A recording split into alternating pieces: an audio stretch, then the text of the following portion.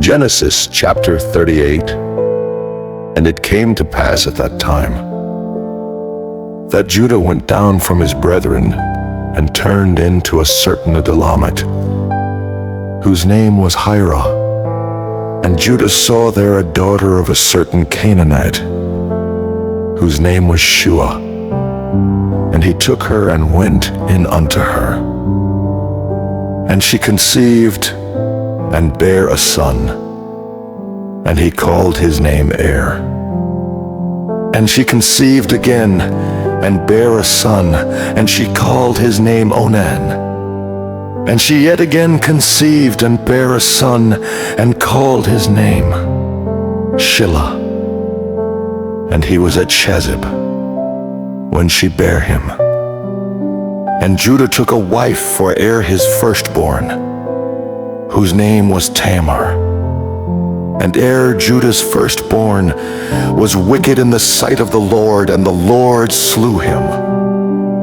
And Judah said unto Onan, Go in unto thy brother's wife, and marry her, and raise up seed to thy brother. And Onan knew that the seed should not be his.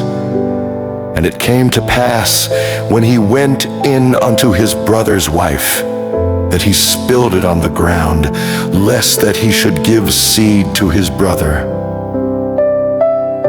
And the thing which he did displeased the Lord, wherefore he slew him also.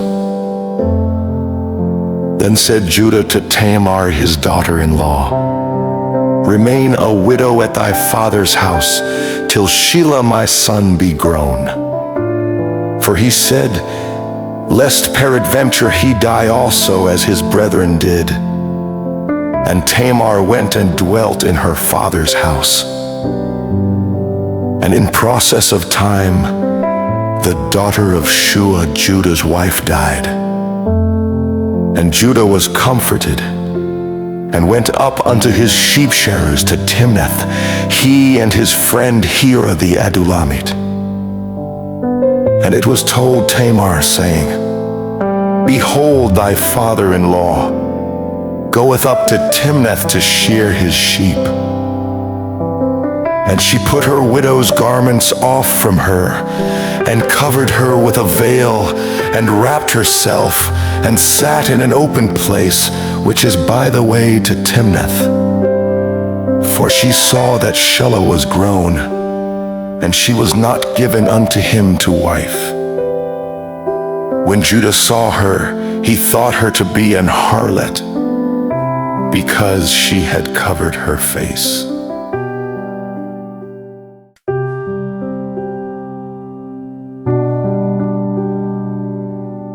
And he turned unto her by the way, and said, Go to, I pray thee, let me come in unto thee.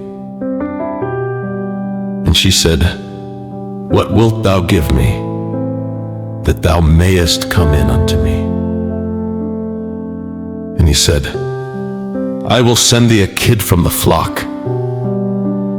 And she said, Wilt thou give me a pledge till thou send it? And he said, What pledge shall I give thee? And she said, Thy signet, and thy bracelets, and thy staff that is in thine hand. And he gave it her, and came in unto her, and she conceived by him. And she arose and went away, and laid by her veil from her, and put on the garments of her widowhood. And Judah sent the kid by the hand of his friend the Adullamite, to receive his pledge from the woman's hand. But he found her not. Then he asked the men of that place, saying, Where is the harlot that was openly by the wayside? And they said, There was no harlot in this place. And he returned to Judah and said, I cannot find her. And also the men of the place said that there was no harlot in this place. And Judah said, Let her take it to her, lest we be shamed. Behold, I sent this kid, and thou hast not found her. And it came to pass about 3 months after, that it was told Judah, saying, Tamar thy daughter-in-law hath played the harlot, and also behold, she is with child by whoredom. And Judah said, Bring her forth, and let her be burnt. When she was brought forth, she sent to her father-in-law, saying, By the man whose these are, am I with child? And she said, Discern, I pray thee, whose are these the signet and bracelets and staff? And Judah acknowledged them and said, She hath been more righteous than I, because that I gave her not to Shelah my son. And he knew her again no more. And it came to pass in the time of her travail, that behold, twins were in her womb. And it came to pass when she travailed, that the one put out his hand, and the midwife took and bound upon his hand a scarlet thread, saying, This came out first.